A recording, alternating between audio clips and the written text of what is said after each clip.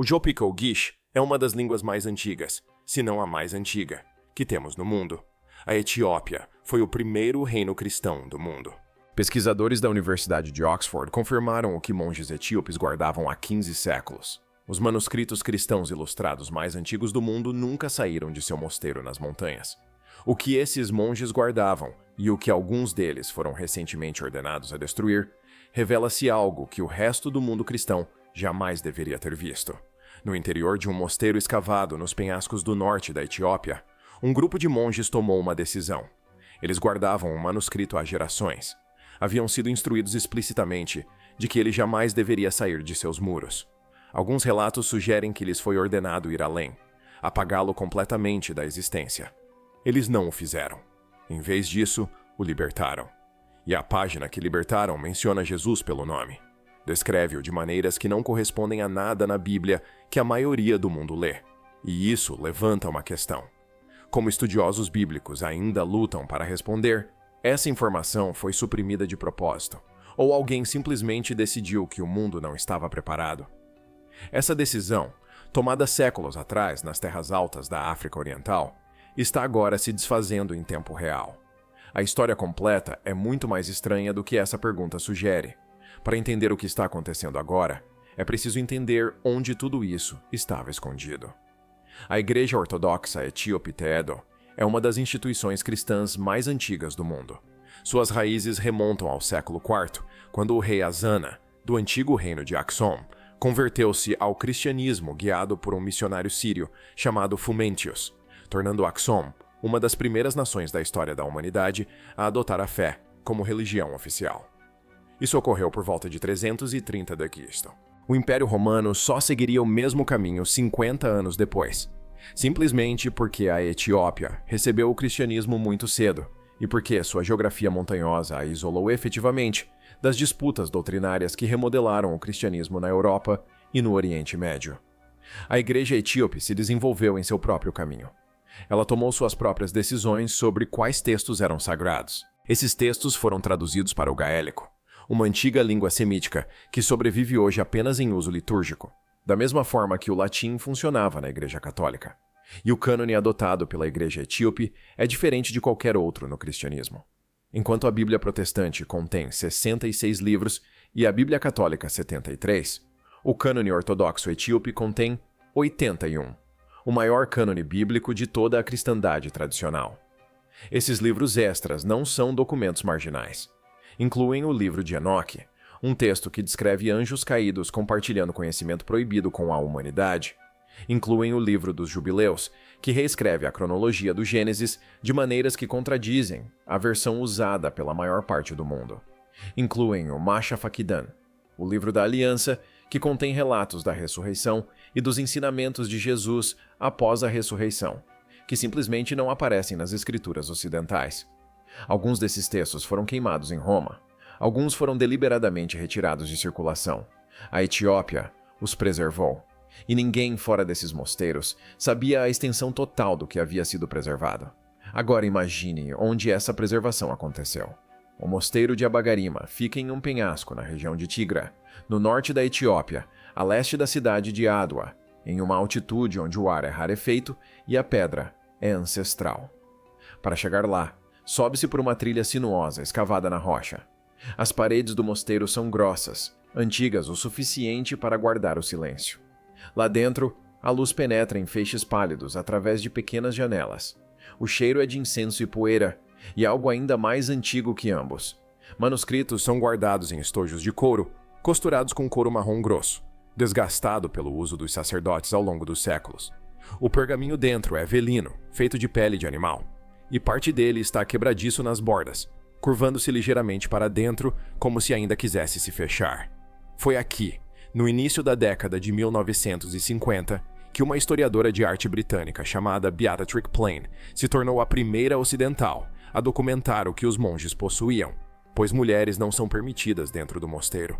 Os monges levaram os manuscritos para fora para que ela os examinasse. Ela escreveu posteriormente que o cabeçalho iluminado lhe pareceu de estilo sírio, antigo, sofisticado, muito mais antigo do que qualquer um havia imaginado. Ela não fazia ideia do que os testes de radiocarbono acabariam por comprovar. Durante semanas após sua visita, os manuscritos permaneceram exatamente onde sempre estiveram. Então, a ciência os alcançou. No início dos anos 2000, em maio, o Fundo do Patrimônio Etíope, uma instituição de caridade britânica criada em 2005 para proteger os objetos sagrados da Etiópia, enviou uma equipe de especialistas ao mosteiro de Abaima. Em 2006, os conservadores Lester Capon e Mark Winstanley escalaram o local com equipamentos às costas, montaram um espaço de trabalho no pátio do mosteiro e começaram o delicado trabalho de desencadernar e estabilizar o que hoje conhecemos como os Evangelhos de Germa. O que encontraram foi extraordinário. Os manuscritos, 2 volumes, cada um contendo cerca de 400 páginas de texto manuscrito em Jaez, não eram apenas antigos. De acordo com as medições da análise de radiocarbono realizada na Universidade de Oxford, eram potencialmente os manuscritos cristãos ilustrados completos mais antigos existentes. Oxford datou o pergaminho entre 330 e 650 d.C. O manuscrito cristão ilustrado mais antigo reconhecido anteriormente, os Evangelhos de Rábula, da Síria, datam de 586 d.C. Os Evangelhos de Germa podem ser 2 séculos mais antigos.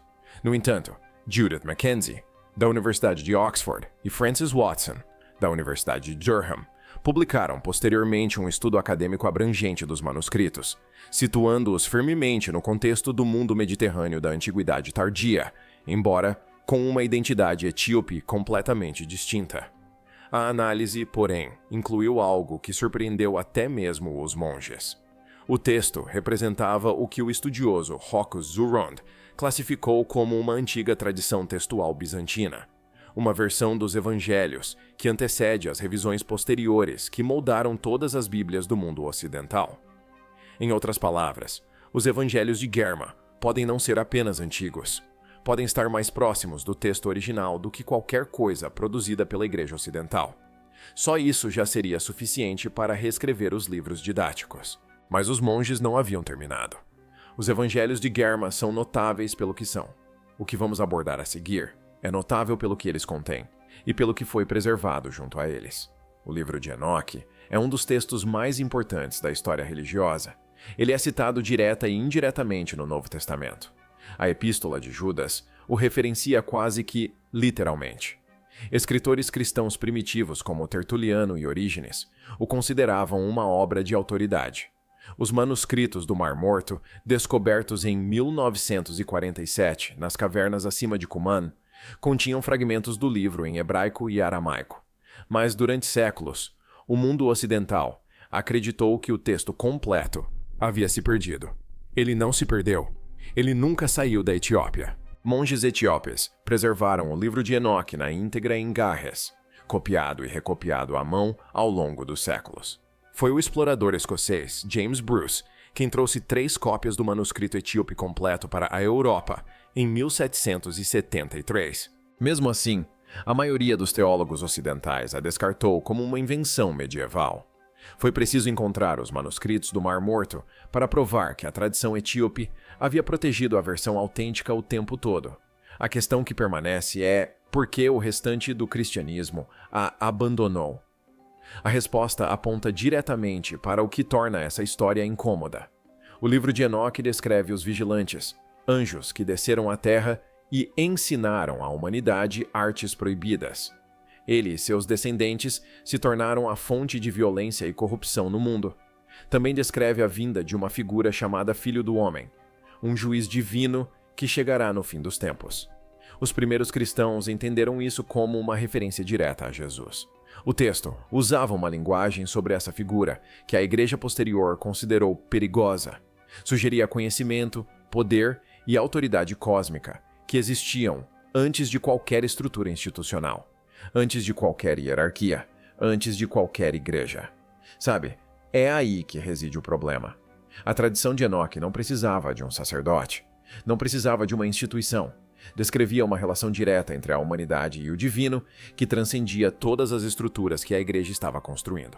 Para entender por que isso importa, precisamos voltar 17 séculos.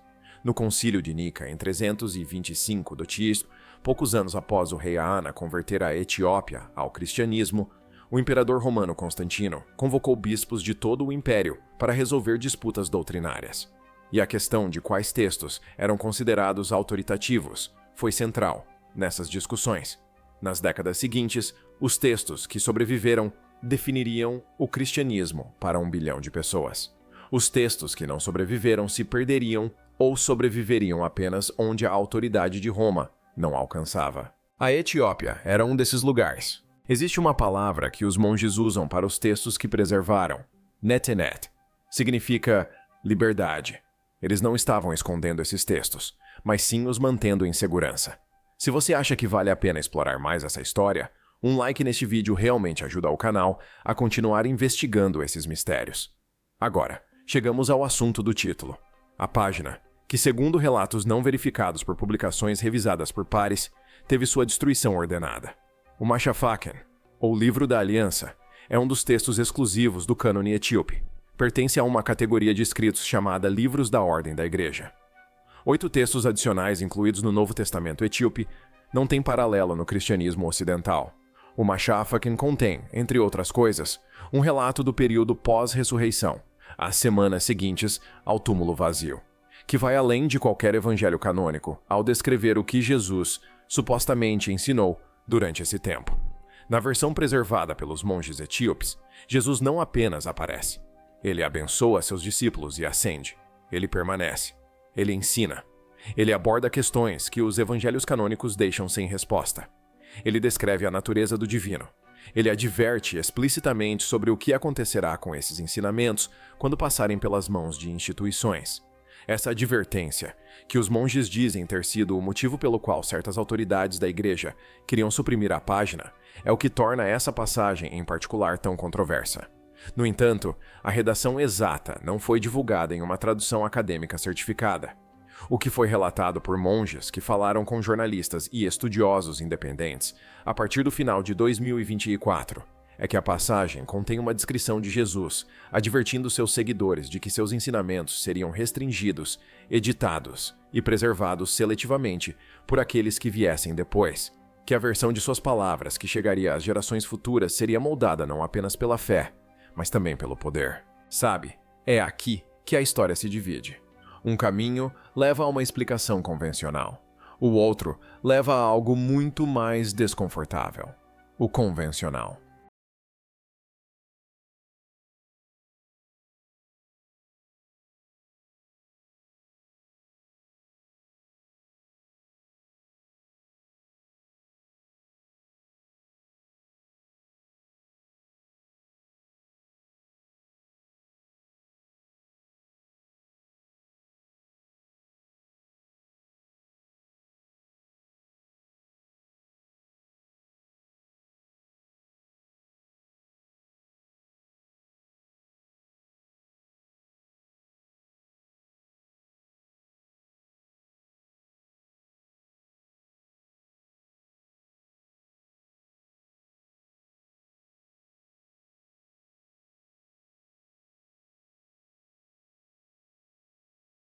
Explicando isso, esse tipo de narrativa de ensinamento pós-ressurreição era comum no início do cristianismo.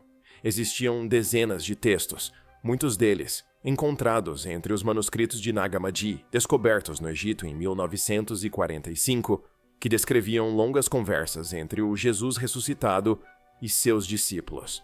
A maioria foi excluída do cânone, não por serem perigosos, mas porque a formação do cânone, o processo de decidir quais livros entrariam na Bíblia, era lento, desigual e frequentemente influenciado por questões políticas. O Machafa Kedan pode simplesmente representar uma tradição que sobreviveu em um canto do mundo, enquanto era esquecida em outros lugares. O Caminho Incômodo diz algo diferente. Diz que a passagem foi ordenada, destruída especificamente por causa desse aviso. Sim, como uma instituição não sobrevive facilmente a um texto sagrado, sugerindo que a própria instituição foi prevista, e contra a qual a figura que afirma representar alertou, os monges a mantiveram mesmo assim. A história do que os monges etíopes protegerão e o que arriscarão para protegê-lo tornou-se devastadoramente concreta em novembro de 2020, quando a guerra chegou à região de Tyra, na Etiópia. O início do que se tornaria um dos conflitos mais mortais do século XXI com uma estimativa de 600 mil mortes entre 2020 e 2022. O padre de Bertsari, um dos monges residentes do mosteiro de Abigarima, tomou uma decisão que reverberou por 15 séculos. Sob a proteção da escuridão, ele retirou os evangelhos de Germa do mosteiro pela primeira vez na história registrada. Ele os carregou em seus estojos de couro pelas sinuosas escadarias de pedra do mosteiro, adentrando a noite. Ele os escondeu. Não contou a ninguém onde. 2 semanas depois, as forças aratrianas chegaram ao mosteiro. Levaram o que puderam: celulares, gado, celeiros, equipamentos agrícolas. O que não puderam levar, destruíram. Nos 2 anos seguintes, os soldados usaram a Baima como base militar. Nos últimos dias que antecederam a assinatura de um acordo de paz, 113 civis foram executados nas proximidades por forças em retirada. Seus corpos foram deixados onde caíram. Os evangelhos de Germa sobreviveram, escondidos, à espera. Quando o padre Gabriza devolveu os manuscritos após o acordo de paz, descreveu a experiência em termos que transcendem o contexto militar e político. Disse que os textos já haviam estado ocultos antes, possivelmente durante séculos, em invasões anteriores, e foram redescobertos mais tarde por acaso. Ele disse que o mosteiro sempre entendeu que, para sobreviver, o conhecimento às vezes precisa desaparecer por um tempo. Os dados eram claros. As implicações, porém, eram tudo menos claras. Pois é, porque se textos já foram ocultados e redescobertos antes, se parte do que a Etiópia preservou já era uma segunda ou terceira versão, então a questão não é apenas o que foi salvo. A questão é o que se perdeu entre essas versões. Quais páginas não sobreviveram à última guerra ou à anterior? E se alguma dessas páginas continha informações que teriam mudado tudo sobre o que o mundo acredita? Vamos nos afastar um pouco dos manuscritos individuais. Bem, vejamos o que a Etiópia representa no contexto mais amplo da história religiosa. Cada tradição que transmitiu textos cristãos fez escolhas. A escolha sobre quais textos eram considerados autoritativos. A escolha sobre quais descrições de Jesus eram teologicamente úteis. A escolha, em última análise, sobre qual Jesus o mundo viria a conhecer. Essas escolhas ocorreram ao longo dos séculos em concílios e sínodas em Nica, em Cartago, em Laodícia, principalmente no mundo romano, filtradas em grande parte pelas pressuposições políticas e culturais romanas. Os textos que sobreviveram a esse processo contam uma história coerente. Eles sustentam uma compreensão específica de autoridade, de salvação, da relação entre o humano e o divino. A Etiópia fez escolhas diferentes, e os textos que sobreviveram a essas diferentes escolhas contam uma história mais complexa. Alguns estudiosos, incluindo especialistas na chamada tradição judaica do Segundo Templo, o mundo que Jesus de fato habitou, argumentam que o cânone etíope preserva algo genuinamente mais antigo do que o produzido por Roma. Não uma fabricação, não uma invenção medieval, mas uma camada anterior do cristianismo, na qual as fronteiras entre o canônico e o apócrifo, entre o aceito e o proibido, ainda não haviam sido definidas. Eles apontam para a tradição de Enoque e para o cristianismo judaico primitivo, que compreendia o divino de maneiras que mais tarde seriam declaradas heréticas. Apontam para a enorme quantidade de material que os monges etíopes preservaram enquanto o resto do mundo o queimava. Uma teoria controversa sugere que a página que os monges foram ordenados a destruir contém algo ainda mais específico. Uma descrição de Jesus, criticando explicitamente o mecanismo da autoridade religiosa, o próprio sacerdócio.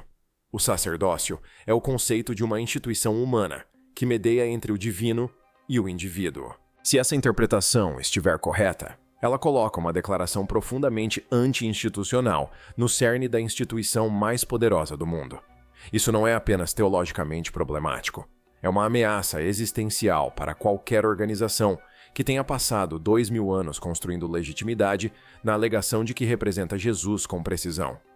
Claro, existem explicações mais simples, mas a passagem pode ter sido excluída pela mesma razão que centenas de textos cristãos primitivos foram excluídos, porque o processo de formação do cânone era caótico, incompleto e inconsistente, e não porque alguém estivesse tentando acobertar algo.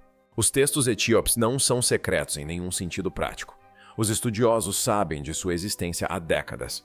O livro de Enoque foi publicado em tradução para o inglês em 1821. O Machá Fakidon está disponível em círculos acadêmicos há anos.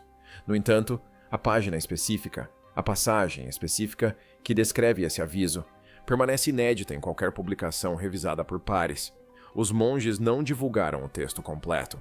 E essa contenção, depois de tudo o que arriscam para preservá-lo, levanta uma questão que deixa os estudiosos mais reservados, desconfortáveis à noite. Se não é perigoso, por que esperar? Em algum lugar no norte da Etiópia, em um mosteiro que sobreviveu a uma guerra, os evangelhos de Germa retornaram às suas capas de couro. As páginas ainda estão frágeis. A tinta, porém, ainda é legível. A escrita de Gies flui sobre o pergaminho da mesma forma que há 1500 anos, indiferente a tudo o que aconteceu ao seu redor. Esses manuscritos sobreviveram ao reino que os produziu. Sobreviveram às invasões medievais, aos colonizadores italianos, à guerra civil.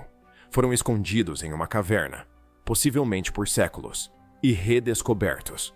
Foram carregados por degraus de pedra sob a proteção da escuridão e trazidos de volta quando os tiros cessaram.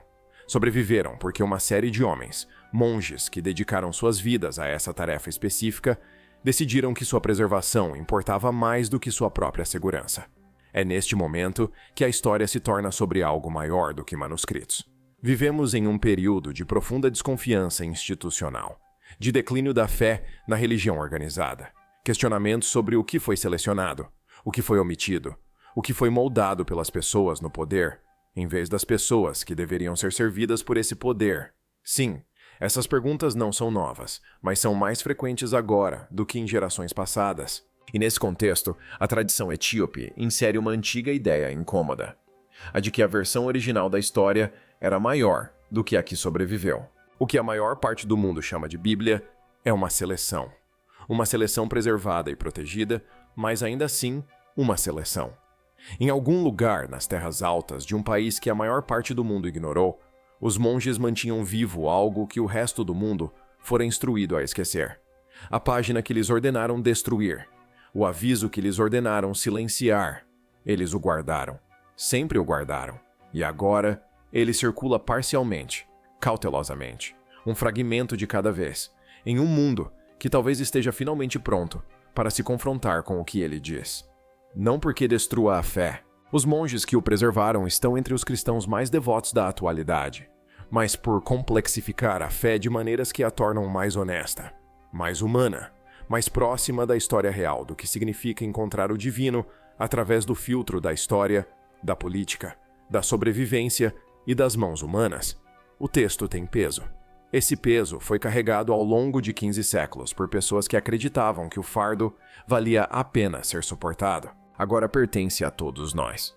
Então, eis a questão que permanece. Se os monges de Abagarima receberam ordens para destruir uma passagem específica, uma página que descreve Jesus alertando seus seguidores sobre o que aconteceria com seus ensinamentos, quem deu essa ordem e quando? Foi uma instrução recente da própria hierarquia ortodoxa etíope, uma instituição que tem seus próprios motivos para controlar quais partes de seu cânone se tornam internacionalmente visíveis.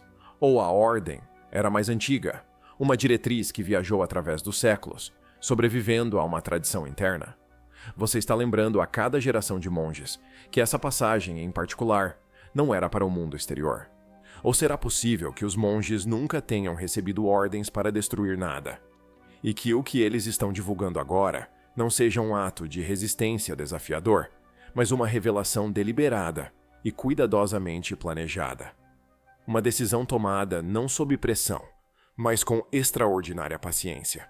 A crença de que o conhecimento tem peso e que você só o divulga quando quem o recebe consegue suportá-lo. Ethan, se esta história mudar a forma como você vê a história daquilo que lhe foi transmitido como verdade, compartilhe-a com alguém que precise ouvi-la. Uma última reflexão.